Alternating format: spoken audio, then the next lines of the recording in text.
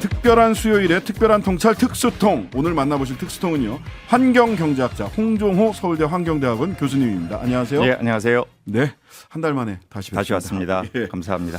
예, 지난번에 나오셨을 때 원전과 재생에너지 이야기를 하다가 시간이 다 돼서 마쳤는데요. 우리나라는 소위 전통적 발전은 석탄, 가스, 원전 비중이 한 90%가 네. 넘죠. 재생에너지 비율이 10%? 뭐 7.5%. 7.5%. 거기에도 이제 신에너지가 포함되어 있기 때문에 예. 그 신은 사실 국제 기준으로는 재생에너지에 포함이 안 되거든요. 뭐 석탄이나 가스를 쓰는 것들이라 예. 그런 걸 제외하면은 아마 공식 통계는 정부에서 안 내지만 5% 내외가 아닐까 2021년 기준으로. 네네. 그러니까 OECD 38개국 중에 압도적인 가장 바닥이어서 굉장히 상황은 심각하다고 볼 수 있습니다. 그러니까 지난번에 아리백, 탄소 국경세 등 해서 한 3가지 정도 네. 우리 이후에 소위 부의 대전환에 네. 미칠 수 있는 3가지 정도 기준을 말씀을 해주시는데 네. 그 3가지를 한번 짧게 기억을 좀 환기시켜 네, 주시고. 그렇습니다. 예. 결국은 이제 아리백이라는 게 재생에너지로 만든 전력으로 생산을 담당해라라는 네. 게 이제 아리백이죠. 그리고 네. ESG는 예. 이제 그 연장선상에서 기업들이 이제는 환경적으로나 사회적으로나 어떤 지배구조 면에 있어서 책임 있는 경영을 해야 한다. 이제 이런 것들을 민간의 이제 투자자들, 이 자본을 갖고 있는 사람들이 요구를 하고 더 나아가서 이제는 정부조차도 네. 투자자들의 합리적인 의사결정을 위해서 기업들이 이러한 중요한 정보를 이게 비재무적인 정보지만 굉장히 앞으로는 중요하니 이런 것들을 공시해라. 네. 보고서로 내란 얘기죠. 네네. 그리고 이제 아주 구체화됐습니다만 이제 유럽연합에서 주도적으로 시행하려고 하는 CBAM 탄소 국경 조정 제도죠. 그래서 이게 이제 벌써 며칠 전에 유럽의 의회도 다 통과했고 이제 이사회까지 통과해서 이번 10월에 이제 시범으로 들어갑니다. 아, 시범 사업으로 이제 들어가는 겁니까? 시작되고 2026년부터 본격화되고요. 예. 이건 뭐냐 하면 유럽 연합 내에서 영내에서 탄소에 대해서 부과하는 비용이 있다. 그런데 유럽 연합이 아닌 다른 나라에서는 그에 상응하는 비용을 부담하지 않고 그냥 물건을 만들어서 유럽에 수출하고자 한다면 네. 그 차액만큼을 사실상의 관세로 매기겠다. 예. 그 기준을 이제 유럽에서 시행하고 있는 배추권 거래자라고 하는 여기에 시장 가격에 연동시키겠다. 뭐 이런 것을 이제 요지라고 말씀드릴 그러니까 수 있겠어요. 말하자면 탄소 많이 배출해서 그 옛날 우리나라 같이 석탄, 가스, 원전 이런 걸로 만든 전기로 만든 물건은 관세 더 많이 매긴다. 이제 그거는 이제 아리백에 관련된 거고 예. 이제 관세 매기는 건 예를 들어 철강 산업이다. 예, 철강은 사실은 탄소 이 철강 산업은 석탄을 굉장히 중요한 생산 요소로 사용하지 그렇죠, 않습니까? 그렇죠. 예. 그래서 그러니까 그 석탄에서 엄청나게 많은 탄소가 배출이 되는데 배출되죠. 여기에 대해 상응하는 비용을 부과하지 않고 그래서 철강을 만든 제품은 훨씬 가격이 경쟁력이 있을 테니 사실상 그 경쟁력은 진실된 경쟁력이 아니다. 왜냐하면 탄소 배출을 희생하면서 만들어진 그것을 수반해서 만든 그런 제품 아니냐. 네네. 우리는 거기에 대해서 거기에 상응하는 페널티를 매기겠다. 예. 일방적인 무역 규제를 가하겠다는 얘기입니다. 한마디로. 예. 자, 이런 3가지 정도 조건이 우리에게 부여돼 있습니다. 이런 조건에서 우리가 먹고 살 그렇죠. 강도를 찾아야 되는 그렇죠. 거죠. 그런데 최근에 이게 사실 대표적인 전기를 많이 쓰는 산업이라고 하잖아요. 소위 반도체. 맞습니다. 예. 그리고 삼성전자 같은 경우도 아리백으로 반도체 생산하겠다. 목표 거의 가입하고 목표를 딱 제시를 했죠. 근데 얼마 전에 정부에서 민간 투자 300조 원 유치해서 용인에다가 시스템 반도체 클러스터 세계 최대 발표했는데 근데 여기에 그렇다면 뭐 삼성전자가 거기 가서 라인을 만들고 한다면 말하자면 삼성전자의 아리백 계획에 따라서라도 재생에너지를 공급할 계획이 없으면 이건 그냥 허상이 될 수밖에 없는 거 아닌가요? 예, 사실은 이런 식의 어떤 거대 이제 예. 산업 입지가 되는 것은 굉장히 우리나라 뭐 산업에 중요하고요. 네. 특히 이제 이 디지털 대전환 시대에 네네. 우리나라가 그래도 경쟁력 있는 반도체 산업을 육성하겠다는 전 취지는 굉장히 네네. 좋다고 생각합니다. 근데 네. 지금 변호사님 말씀하신 대로 문제는 뭐냐면 이게 현재 계획은 마치 차에 비유하자면 네. 차체는 만드는데 네. 바퀴에 대해서는 준비가 안 돼 있다. 그러니까 삼성전자가 2050년까지 네. 재생에너지로 만든 전기로 반도체를 생산하겠다. 네. 사실 가전 쪽은 큰 부담이 없어요. 삼성전자에서. 근데 네. 문제는 엄청난 전기를 소모하는 반도체거든요. 우리나라에서 전기 자체를 제일 많이 소비하는 기업은 삼성전자입니다. 압도적으로. 네. 이제 그렇기 때문에 앞으로 이 계획에 따라서 차근차근 이 에너지 전력을 어떻게 공급할 것인지에 대한 계획이 있어야 그래야 자동차가 굴러가지 않겠습니까? 네. 이게 요 제대로 이야기, 굴러가지 않는다는 거죠. 예, 요 구체적으로 요 이야기 잠시 광고 듣고 와서 이어가도록 하겠습니다. 잠시만요. 네, 신장식의 뉴스 아이킥. 지금은 특수통 시간입니다. 홍종호 서울대 환경대학원 교수님과 함께 특별한 통찰 이어가도록 하겠습니다. 광고 전에 소위 용인에다가 세계 최대 규모의 시스템 반도체 클러스터를 구축한다. 민간 투자 300조 원을 유치한다라는 정부 계획이 있었는데 여기에 에너지 공급, 재생에너지 공급을 비롯한 에너지, 그다음에 환경, 뭐 수자원 활용 등등에 대한 환경 관련된 계획이 하나도 백지 상태다 현재로서는. 네, 이런 계획들이 이제 구체화되어 있지 않기 때문에 네. 외견상은 상당히 이제 적극적인 이런 투자 계획을 발표를 했지만 네. 과연 이게 얼마만큼 실현 가능할 것이냐 수도권 지역에 이제 네, 그런 이야기를 할 수밖에 없는 것이 네. 이제는 자동차에 비유하자면 과거처럼 구형 바퀴는 안 되고 이제 신형 바퀴로 가야 된다. 아리백 바퀴로 그 가야 신형 된다. 바퀴는 아리백 바퀴로 가야 한다는 건데 예. 과연 이 수도권에 예. 안 그래도 지금 뭐 화성이다 평택이다 굉장히 있어요, 많은 이제 전력을 엄청 소비하는 그런 클러스터들이 만들어져 있거든요. 그렇죠. 반도체 관련 여기에 또 한다는 건데 과연 이 전기 여기에 필요한 전기를 어디서 가져올 것이냐가 이제 큰 관건이고요. 예, 뭐 어디 뭐 강원도나 뭐 동해나 이런 예. 쪽에 그 포항 쪽이나 이런 원전 사실은 있는 뭐 쪽 이런 이제 쪽에서 못 갖고 옵니까? 강원도에 아무래도 지금 짓고 있는 또 곧 다 지어질 뭐 이런 이제 석탄 화력 발전소 짓고 원전 있죠? 이런 게 쪽이 있는데요. 예, 예. 현재 이거 수도권으로 가져오기 위한 전력망, 송전망이 예. 태부족합니다. 그래서 현재로서는 이게 언제 이게 완공이 돼서 이 전력을 충분히 예. 수도권으로 공급할 수 있을지가 불확실한 데다가 문제는 이 전기들이 다 아리백의 기준에 굉장히 못 미치는 전기들 아니에요. 그렇죠. 석탄 화력 발전소. 예, 그러니까 이제 그런 상황에서 과연 이러한 식의 반도체 클러스터를 만든다고 했을 때 엄청나게 필요한 전기를 앞으로 이제 계획에 맞춰서 네. 이 아리백 계획에 맞춰서 재생에너지로 공급을 해야 하는데 이게 실현 가능하냐에 대한 의구심이 있는 거고요. 그래서 네. 저는 글로벌 기업들, 뭐 삼성전자를 포함한 네. 기업들은 이미 잘 알고 있는 거죠. 이미 선언도 했고, 네. 이제 아리백 SK 한다고 하이닉스도 했으니까. 이제 2050년 다 삼성전자 2050년까지 계획을 했고 이게 한 순간에 달성될 수 없는 거 아니겠습니까? 그렇죠, 앞으로 그렇죠. 꾸준히 노력을 해야 되는 건데 이제 네. 그렇다면 지역에 좀 더 태양광이나 풍력으로 전력을 공급할 수 있는 여건이 좋은 곳에 네. 충분히 재생에너지가 공급이 된다면 네. 이런 지역에 이런 반도체 클러스터와 같은 클러스터를. 것들이 입지하는 것이 훨씬 경제적으로 효율적이고 예. 지역 균형 발전에도 도움이 될 수 있고 아. 아리백이라는 거대한 이 글로벌 시장의 압박도 극복할 수 있는 방안이어서 근데 이런 것이 전혀 불가능하지 않은 것이요. 그렇습니까? 제가 굉장히 요새 고무적으로 보고 있는 것이 네. 대구 지역에 이제 산단에 네. 거기에 공장이 얼마나 많이 입주해 있습니까? 그렇죠. 이 공장 지붕에 지붕형 태양광을 설치하는 상당히 거대한 프로젝트가 현재 계획 중에 있습니다. 네, 네. 이거는 뭐 지역 경제도 굉장히 도움이 되고요. 네. 그 지역에서 1.5 기가와트 규모의 이게 음. 현재 계획대로 성공적으로 이루어진다면 1.5 기가와트면 우리나라 거대 원전 한 기를 넘어서는 용량입니다. 보통 이제 원전이 1.4 기가와트 정도이기 네, 때문에 네, 이제 그런 정도라면은 이런 지역에 오히려 네. 앞으로 정부에서 굳이 뭐 또 막 여기에 입재라 저기에 입재라 명령하지 않더라도 자연스럽게 기업의 가겠는데요? 입장에서 갈 수 있는 여건이 조성될 수 있는 거죠.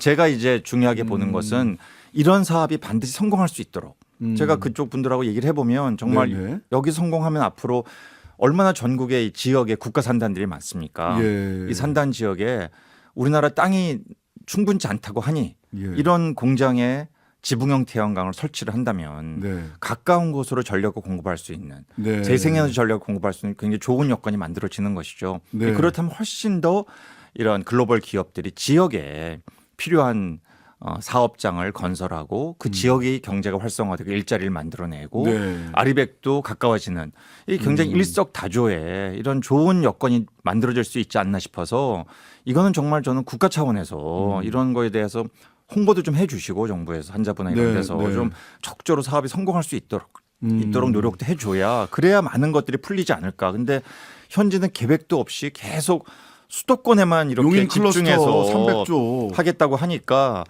과연 이게 정말 충분히 고민한 상태에서 나온 계획인지. 아니 그러니까 아리백에 이미 가입하기로 한 삼성이나 SK 같은 경우, SK 하이닉스나 삼성전자 같은 경우 여기에 재생에너지 전력 공급 계획이 용인 클러스터에 확실하게 보장이 되지 않는 한 거기에 반도체 라인을 세운다는 거는 자기 스스로의 계획을 부정하지 않는 한 글쎄요, 불가능한 이게 일 이제 아닙니까? 뭐 제가 회사 경영층이 아니기 때문에 네.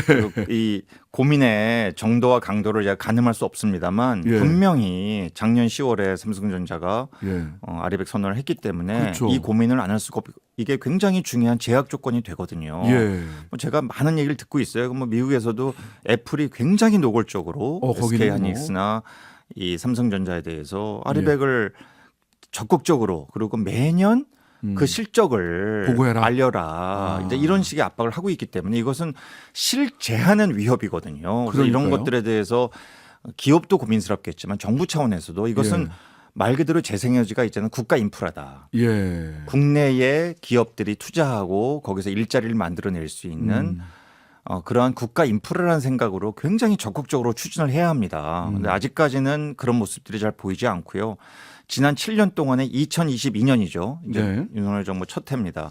가장 그 재생에너지 설비 증가율이 낮았어요. 예. 근데 이런 것들이 좀 상당히 아쉬운 부분이어서 어쨌든 경제 살리겠다는 것은 현 정부의 굉장히 큰 정책 기조이기 때문에 네네. 거기에 이 재생에너지, 아리백, ESG 이런 것들이 엄청나게 중요한 네. 비중을 차지하고 있다라는 것에 대한 그 문제의 심각성과 이 중차대성을 좀 깊이 인식해 주셨으면 하는 생각이 참 많습니다. 지금 교수님 말씀 들어보면 오히려 반도체 클러스터나 앞으로 산업단지를 조성하기 위해서는 소위 신재생에너지, 재생에너지 공급망을 튼튼하게 공급할 수 있는 거점을 튼튼히 만들고 자연스럽게 기업이 그쪽으로 가게 될 때 정부가 지원해주는 방식을 선택을 해야 될 것 같은데 지금 정부는 옛날에 뭐 자 여수 여기 이렇게 간척해가지고 산단 만들어 전기는 여기서 끌어오고 저기서 끌어 이제 뭐 지금은 과거에는 그게 통했을지 모르겠지만 현재 조건에서는 오히려 거꾸로 접근해야 되지 않나? 글쎄요. 예, 이제 하는 생각이 어쨌든 이제 들어요. 예. 이 기후 위기 시대에 네. 재생에너지를 통한 전력 공급은 탄소 배출을 줄이기 위한 가장 적극적인 정책으로 이미 글로벌 트렌드, 이제 글로벌 노름으로 자리 잡았거든요. 예, 이게 스탠다드로. 규범입니다, 규범. 예, 그래서 예. 이런 상황에서 여기에 대한 안이한이 지금 굉장히 위험하고요. 예. 하나의 어떤 국가의 산업 경쟁력을 높이기 위한 중요한 기간 산업이다. 네. 인프라다, 기초 인프라다라는 생각으로 이게 단순히 어떤 다른 에너지원과 경쟁하는 하나의 그냥 에너지원일 따름이다. 예, 예. 이를 넘어서는 예. 인식의 전환이 필요한 그런 사안이라고 봅니다. 제가 한 두 가지 정도 그 말씀 들으니까 두 가지 정도 질문을 더 드려야 될 것 같은데요. 이게 산업단지나 대규모 공장에 대략 이제 윤석열 대통령이 계속해서 얘기를 했던 건 뭐냐면 소형 모듈 원자로 SMR 대형 원전 말고 소형 모듈 원자로를 곳곳에 만들면 된다. 근데 이게 또 물리학자들이나 이런 분들한테 말씀 들어보면 SMR은 아직 다 개발조차 안 돼 있다. 이게 실용화 단계까지 가 있지도 않다라는 게 하나. 그다음에 이거 친환경 에너지나 재생에너지 아니다. 두 가지 말씀을 하시던데 뭐 제가 잘 이해하고 있는 건지. 예, 저는 이제 제가 원전을 제가 개발하는 연구자가 아니기 때문에 네네. 또 이제 하도 우리나라의 이제 원전 학자 또 원전 업계 이분들이 이 원전 키우기 위한 그 오. 간절함이 있잖아요. 네네, 어마어마하지 맞습니다. 않습니까? 그래서 제가 굉장히 얘기가 조심스러우면서도 그럼에도 불구하고 제가 팩트만 예, 정말 예. 검증된 팩트만 말씀을 드리면 예. 현재 전 세계적으로 가장 이제 이른바 SMR 이게 이제 소형 모듈 원자로라는 거거든요. 예. 이제 스몰 모듈러 리액터인데 이 개발에 가장 앞서가 있는 이제 미국의 기업이 있습니다. 네. 뉴스케일이라고. 아. 이런 기업들조차도 2030년까지 아직 상용화된 SMR은 개발이 안 되는 상황이에요. 그러니까 앞으로 7년이죠. 그리고 그 뒤에도 사실 언제 개발돼서 정말 시장에 출시가 될지는 불확실한 상황입니다. 예, 그래서 저는 이렇게 생각하는 거죠. 그렇게 상당히 불확실한 상황에서 이런 것이 이제 간접 장점이라고 하면 규모가 작으니까 네. 아마도 기존의 대형 원전보다는 입지가 좀 좋지 않겠느냐. 좋을 것이다. 수용성이 좀 높아지지 수용성이 않겠느냐. 높아질 것이다. 뭐 이런 이제 것들인데요. 문제는 이렇게 규모가 작아지면 작아질수록 규모의 경제가 약화된다는 데 있어요. 되죠. 예, 이게 예, 예. 사실은 원전이 계속 커진 게 네네. 그로 인한 발전 단가의 하락. 그러니까 예. 이른바 경제학에서 말하는 규모의 경제가 실현된다는 사이즈가 것이 커져야 단가를 좀 낮출 수 말했죠. 있다. 그게 가장 큰 이건 뭐 경제학의 상당히 예, 기본적인 기본이죠. 원리죠. 그런데 이게 사이즈를 줄이다 보니까 말씀드렸던 장점이 있을 수는 있지만 오히려 단가가 지금 올라가고 있는 상황이 속출되고 있는 거죠. 예, 이거는 네. 제가 뭐 통계로도 다 나와 있는 거여서 이제 그렇기 때문에 상당히 상충되는 문제가 지금 생기고 있는 겁니다. 그래서 과연 어디까지 줄일 수 있을 건지 줄인 다음에 과연 경제성이 확보될 것인지 이런 문제들이 있어서 뭐 전 세계적으로 지금 뭐 미국이다 또 캐나다다 뭐 일본 러시아다 이런 지역에서 이 영국이다 개발 노력을 하고는 있는데요. 네. 아직 상용화까지는 상당히 길이 먼데다가 제가 결정적으로 말씀을 드리고 싶은 건 네. 이미 이 SMR을 개발하기 시작한 가장 큰 이유는 기후변화에 대응하기 위해서 네. 탈탄소를 가야 한다. 네, 근데 네, 이거는 맞습니다. 이제 탄소 배출을 안 하는 거니까 좋은 거 아니냐. 예, 예. 근데 기존의 또 큰 원전은 여러 가지로 뭐 해결료다 또 지역의 수용성이다 뭐 안전 이런 문제들이 있으니 네. 규모를 좀 줄여서 도시 근방에도 만들 수 있고 네. 이제 수요 맞춤형으로 하자라는 게 취지였는데 네. 경제성이 없는 데다가 네. 문제는 과연 이런 식의 이제 개발을 했을 때 과연 얼마만큼 지역 주민들이 수용을 또 할 수 있을 것이냐는 말이 있어요. 그래서 제가 한 가지 글을 좀 간단하게 읽어드릴 네, 텐데 네. 이거는 우리나라 대표적 원전 학자의 글인데요. 네. 한수원에서 근무했고 한전에서 근무한 분입니다. 네. 그러니 답은 나왔다. 최근에 쓴 칼럼의 일부예요. 예. 예. 원전은 지금 아주 충분히 많고 추가 부지도 없고 비용이 계속 비싸져 늘리기 어렵다. 예. 사용 후 해결료도 문제 해결책이 보이지 않는다. 당장부터 빨리 늘릴 수 있는 수백 기가와트의 태양광 풍력 및 저장 장치가 전력망에 추가되어 이산화탄소 배출량을 획기적으로 줄일 수 있다. SMR은 필요치 않다. 이런 얘기를 이제 원전 전문가 하셨어요. 뭐 현직 대학 교수입니다. 제가 성함 말씀 안 드릴게요. 그러니까 네.